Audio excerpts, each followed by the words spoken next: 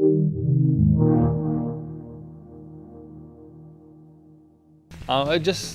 made us, like, physically, we came back and, we looked at the game and it felt a little, the visuals were a little cliche, I guess. We'd fallen into the trap of making the game through, like I said, the Google lens, the reference lens, and we missed some of that unique kind of characterization, and everything seemed, we joked when we got back that we were making the Disneyland version. Everything was very twee and kind of almost 17th century, where everything looked like a dusty monastery, and there was no kind of there was no real influence of technology. Just small things like some of the houses in the villages we stayed at. Like I said, they have no vehicle access. We couldn't get cell access or anything like that. But the houses that were built hundreds of years ago had small solar panels on top. So the house had one light that was powered by a solar panel. It was just that the visual contrast. So that was the kind of element that we wanted to bring back to the game, so we'd actually see a reflection of that. When it comes to Far Cry 3, you guys had the radio towers. Can you talk a little about the bell towers in Far Cry 4 and how they tap into the narrative you guys are telling through the actual open world environment? Yeah, so I mean, the purpose of narrative in the game, specifically for Far Cry, the purpose of narrative was to support the gameplay systems, and to give context and to give meaning to everything that we know mechanically is going to exist in the game.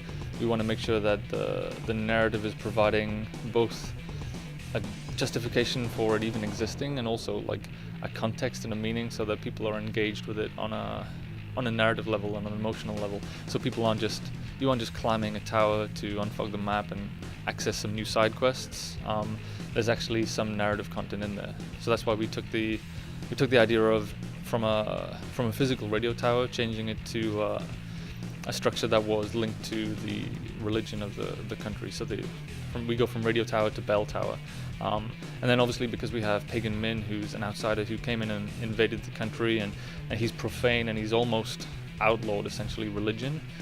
His men guard the radio towers, they lock them down, and now they broadcast his propaganda. So as you physically climb the tower, you can hear the message being played over and over again from his ministry of social harmony, spewing his doctrine out throughout the world. So it's designed to be a little annoying and grating, so that when you finally get to the top and you can smash it, and you see in the animation that you're kind of annoyed by it, and then you turn it off and actually free up the airwaves for one of my favorite characters, who is the rebel radio DJ.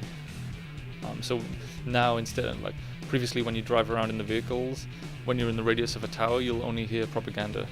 So it doesn't matter what channel you change the radio to, it's like propaganda, propaganda.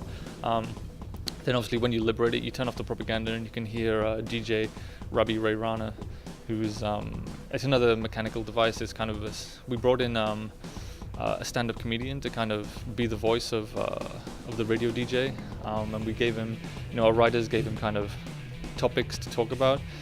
Sometimes it's about things that you might have done in the story. Other times it's just painting the background picture of Kirat as a character.